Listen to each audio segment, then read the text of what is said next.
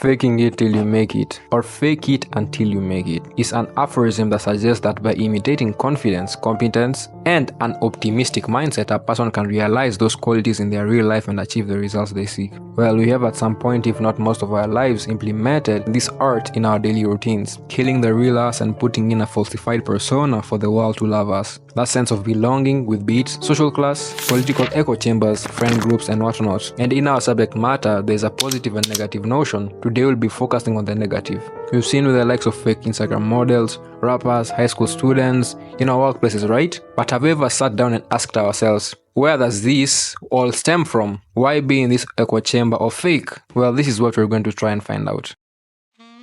Inventing Ghana. This story is what actually inspired the making of this video. A truly remarkable and literal definition of a wolf in sheep's clothing. A real-life event that took place in the mid-2010s to late 2010s. Point to note, I will give the story of the ordeal in full, and then after, give a full psychological breakdown of doing what she did or why people do what they do.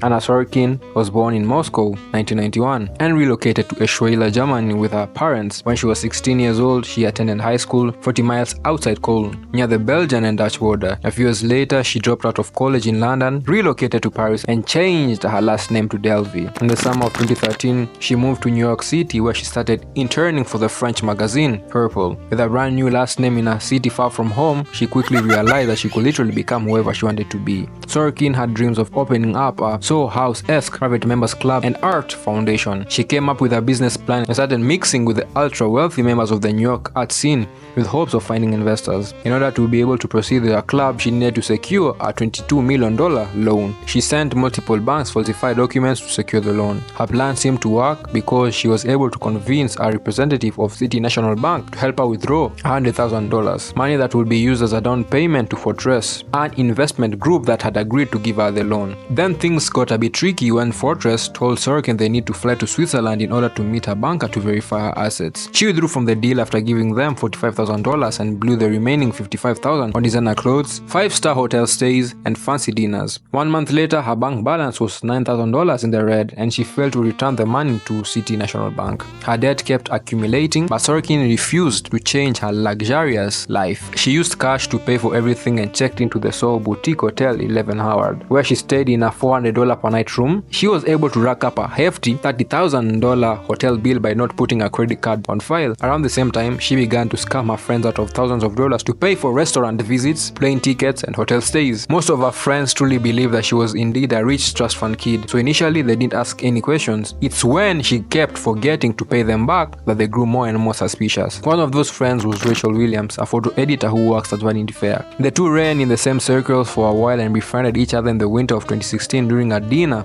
at a restaurant in Lower Manhattan. In an article for Vanity Fair, Williams describes in detail how she ended up getting conned out of $62,000 during a trip to Morocco. In May 2017, Sorokin and Williams traveled to Marrakech with 2 other friends. The entire trip was supposed to be covered by Sorokin, who provided the hotel with false credit card information. When 2 people from the hotel came knocking on their door because Sorokin's card kept declining, Williams had no choice but to put all the travel expenses on her American Express card. Flights, dining, shopping, and a $7,000 per night stay at La Mamunia, where they had a private villa with a courtyard, 3 bedrooms, a pool, and even a butler. Back in New York, Williams spent months trying to get her money back from Sorokin, who was now basically homeless after 11 Howard locked her out of her room until she came up with a proper form of payment. When the fake German heiress kept coming up with excuses as to why her transfers wouldn't go through, Williams decided to go to the police. But the local police could not help her in any way, so she had to resort to another solution. Desperate to recoup her money, the photo editor contacted the FBI. At that point, Sorokin had already been on NYPD's radar for a while because of her check writing activities. Her con story would ultimately come to an end on September 5th, 2017, when a warrant was issued for her arrest. On May 9th, 2019, Sorokin was sentenced to at least 4 years in prison with a maximum sentence of 12 years for conning hotels, banks, and a private jet operator out of hundreds of thousands of dollars. In addition to her prison sentence, she was fined $24,000 and ordered to pay a restitution of close to $200,000.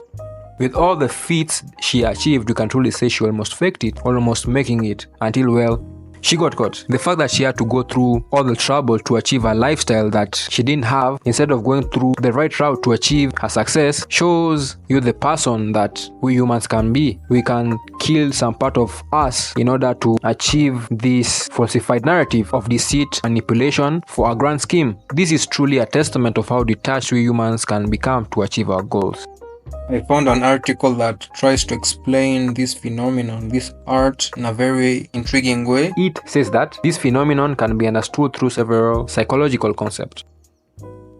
When individuals act in a way that is inconsistent with their self-perception, it creates cognitive dissonance. To resolve this discomfort, they may change their beliefs about themselves to align with the actions. For example, if someone pretends to be confident, they may start to generally feel more confident over time as their behavior reinforces a new self-image.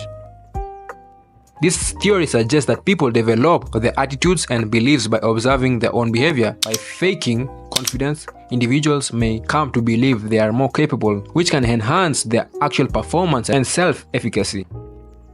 According to this theory, people learn behaviors through observation and imitation. By emulating confident individuals, one may adopt similar behaviors and attitudes, leading to increased competence and confidence. In a psychological context, the placebo effect demonstrates that believing in the effectiveness of a behavior or mindset can lead to real changes in performance or feelings. Faking confidence can trigger a similar effect, where the belief in one's ability leads to improved outcomes. Behavioral activation, engaging in positive behaviors, even if they feel unnaturally initially, can lead to improved mood and motivation. Acting confidently can lead to positive interaction and experiences, reinforcing the behavior over time. Where individuals believe they can develop their abilities through effort and perseverance, this mindset fosters a willingness to take risks and learn from failures. All of this truly embodies her in relation with the series made about her. You see this believable narrative and truly wonder the beauty in evil, in what human beings can do, carefully crafting facades for their benefits. Truly, yes, we are selfish. But when a mask is now our identity, a dangerous snake unveils in us. In the information we've got, it speaks volume of how crafting a lifestyle to the public can get you places, creating connections, networking, until it all comes crumbling down due to how satanic, sorry for my lack of better word, one tries to sponsor a flashy lifestyle. I found this life coach article with the heading "The Danger of Fake It Till You Make It." It says, so let's think about this. When do you usually feel like you need to fake something? It's in front of other people, right? So fake it till you make it is really just about looking for a certain way in front of someone, about the opinions, approval, and admiration of you. You will not be faking something sitting at home on your own. Why? Because you know it's fake and not true, so who are you trying to fool? Faking anything really usually stems from some insecurity or feeling of not being good, likable, lovable, or being valuable enough. This is usually because of a distorted and undervaluing perception people have of themselves.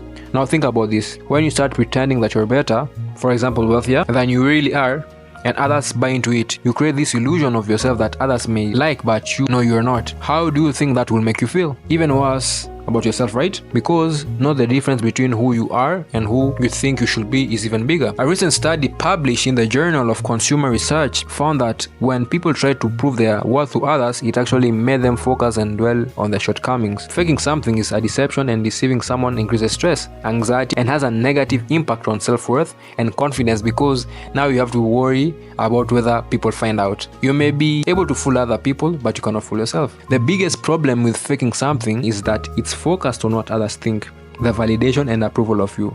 That's a dangerous game to play. Anything you haven't truly earned won't make you feel better about yourself. Well, this is a very self-explanatory article, truly speaking volumes of the subject matter at hand. With that being said, should we fake it until we make it? That's a question for you to answer for yourself.